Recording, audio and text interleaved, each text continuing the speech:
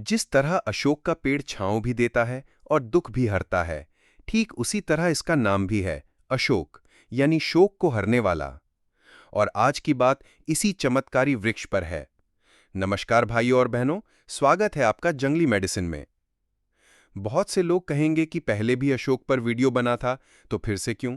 तो जवाब यह है कि एक ही वीडियो में अशोक जैसे गुणी वृक्ष की सारी बातें कह पाना मुमकिन नहीं।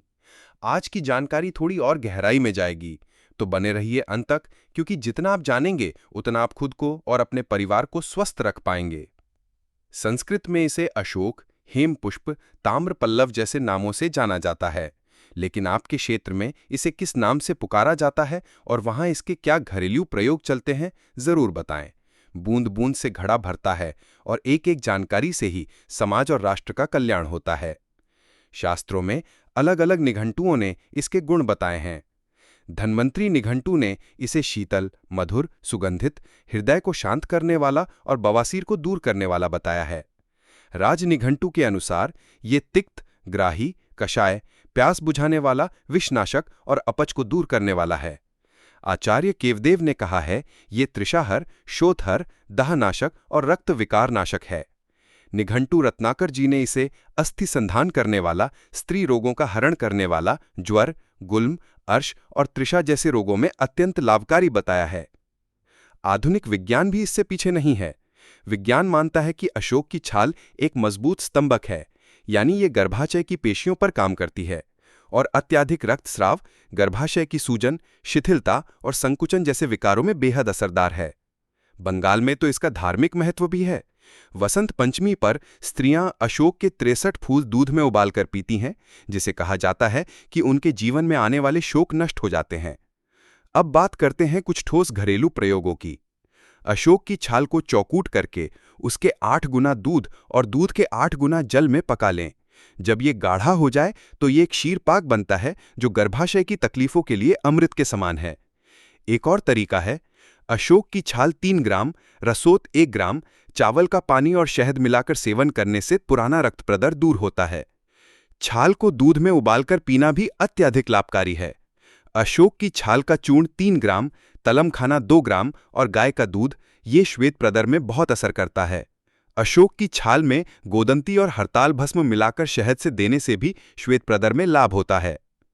एक और प्रभावशाली प्रयोग है, अशोक की छाल 10 ग्राम, कांटे वाली चौलाई की जड़ 3 ग्राम, दारू हल्दी और दालचीनी मिलाकर क्षीरपाक बनाएं। ये मासिक धर्म और योनि रोगों में बेहद असरकारक है।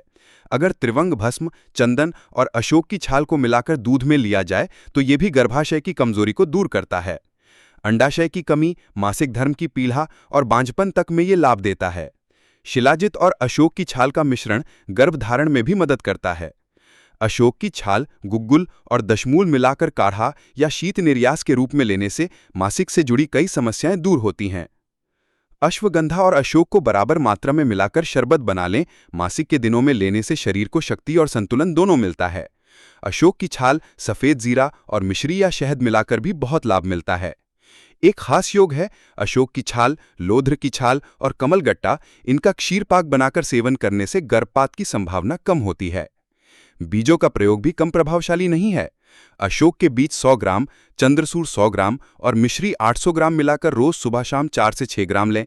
ये प्रयोग सौम्य रोगों, श्वेत और रक्त प्रदर और स्त्री संबंधी समस्याओं में रामबाण है। एक और सरल पर कारगर प्रयोग, अशोक की छाल, सफेद जीला, दालचीनी और इलायची को काढ़ा बनाकर लें। इससे भी रक्तस्राव और योनि विकारों में फायदा होता है। यदि अशोक की छाल, दारू हल्दी, लोध्र, अनंत मूल, बड़ी हरड़, कुश की जड़ और शुद्ध गुंजा को संभाग लेकर 20 ग्राम चूर्ण का काढ़ा बनाया जाए तो ये श्वेत प्रदर, रक्त प्रदर, खूनी बवासीर और स्त्री जननांग विकारों में अत्यंत लाभकारी है। अगर इन जड़ी बूटियों की व्यवस्था करना कठिन हो तो अशोकारिष्ट, अशोक घनवटी या अशोक घृत जैसी औषधियों को किसी योग्य वैद्य के मार्गदर्शन में लें। यदि आपको ये जड़ी बूटियां या योग मिलना कठिन हो रहा हो तो आप इन्हें ऑनलाइन भी प्राप्त कर सकते हैं। लिंक के लिए वीडियो का डिस्क्रिप्शन जरूर देखें। ये जानकारी केवल शैक्षिक उद्देश्य के लिए है। किसी भी औषधीय प्रयोग से पहले किसी योग्य आयुर्वेदिक चिकित्सक से परामर्श अवश्य लें। अगर आपको ये जानकारी उपयोगी लगी हो तो कृपया इस वीडियो को लाइक करें, शेयर करें और हमारे चैनल जंगली मेडिसिन को सब्सक्राइब करना ना भूलें। उम्मीद करता हूँ आज की जानकारी आपके लिए लाभकारी रही होगी। फिर मिलते हैं इसी प्रकार की एक नई जानकारी के साथ नए वीडियो में। तब तक के लिए नमस्कार। जय आयुर्वेद।